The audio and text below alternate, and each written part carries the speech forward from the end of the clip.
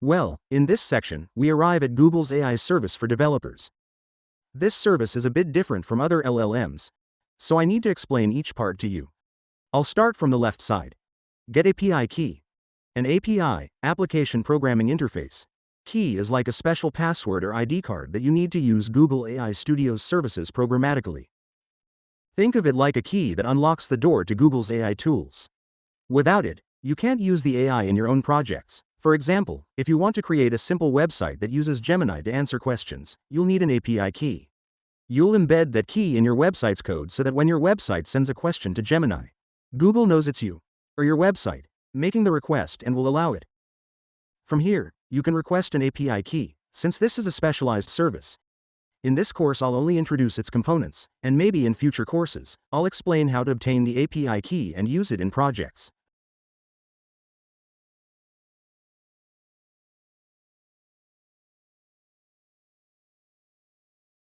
The next option is Create Prompt. In this section, just like other LLMs, you can write your own prompt. And of course, from up here, you can also specify the conversation tone, like asking it to explain something formally. From this top section, you can also choose a name for your prompt. The next item is Stream Real-Time, which was recently added and is an incredible feature that other AI systems don't have. What does it do? It allows you to talk to the AI in real time, and you can also share your screen so the AI can see it. This is really useful for solving your software issues live. I personally tried using it a few times, but the connection dropped in the middle. However, I'll show you a video recorded by someone else so you can see how it works. Okay, so I'm going to start by recording so I can use my microphone to basically talk with Gemini. And then I'm also going to... Okay, sounds good. What are you going to do next? Hey Google, I'm going to share out my screen and I need some help with a few things. So let me share. Sure, I can help with that. Let me know what you need help with once you share your screen. Okay, I'll share my second monitor. All right, I see your second monitor. What do you need help with? The first thing I need help with is Excel. Do you see my Excel spreadsheet? Yes, I can see your Excel spreadsheet.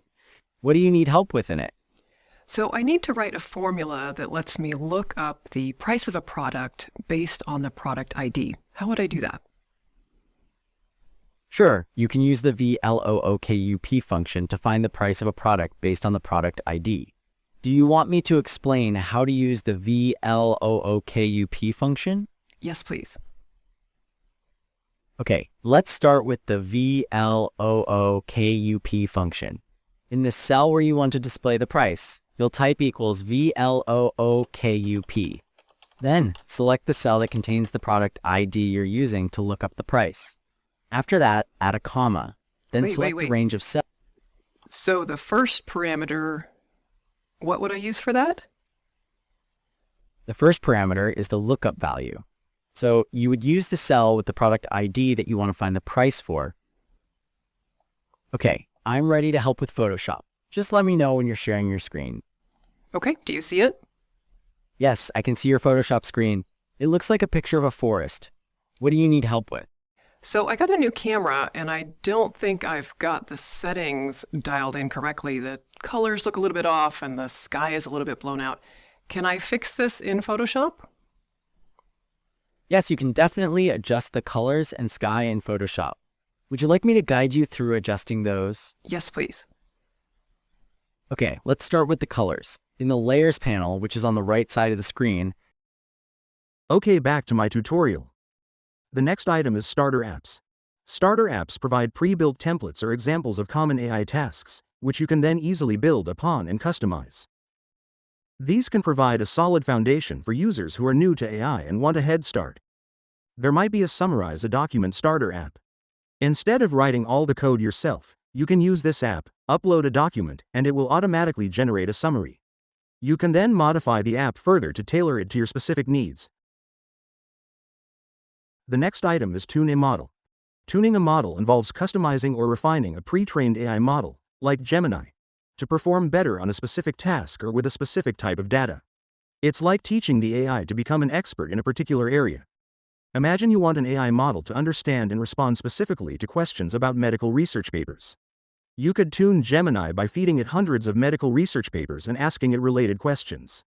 This would make the AI more accurate and relevant in answering medical-related queries. The next item is library.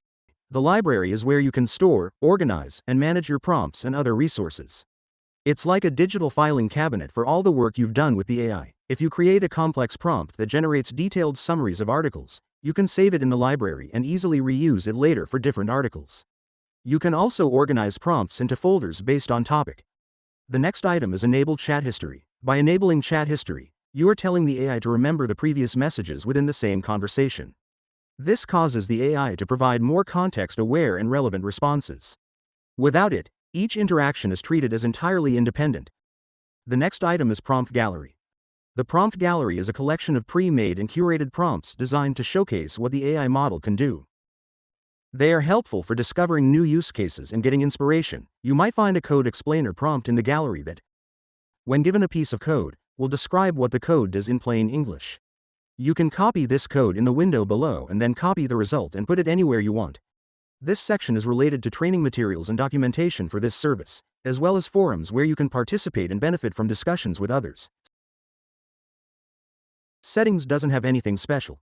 On the right side, we have some important things. What is getCode? This feature allows you to generate the code required to call the model with the parameters you used, allowing you to integrate this call into your own projects. You've crafted the perfect prompt and parameters to receive the response that you want. What is model?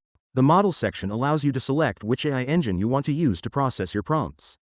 Each model has different strengths and weaknesses, such as speed, accuracy, and capabilities. Gemini 2.0 Flash is designed for speed and efficiency. In comparison, Gemini 2.0 Pro is designed for more complex tasks. Let's see what token count is and what it does. In the context of AI models, tokens refer to the building blocks of the text both in your prompt and in the AI's generated response. The token count shows you how many tokens you're using for each prompt. This is important because you're often limited by the total number of tokens you can use in a single interaction. The token limit is 1,048,576 token. You can type prompts until this limit. The AI will generate results depending on the number of tokens used by the prompt. I've explained before how tokens are counted. Just know that not every word equals exactly one token. There are specific formulas for calculating tokens, but we won't worry about those here. Another important term you need to learn is temperature. The temperature setting controls the randomness of the AI model's output. Lower values, closer to 0, produce more predictable and consistent responses. Higher values, closer to 2, make the output more creative and varied. The temperature range is usually between 0 and 2. If you set the temperature to 0.1, the AI will likely give the same response to the same prompt every time.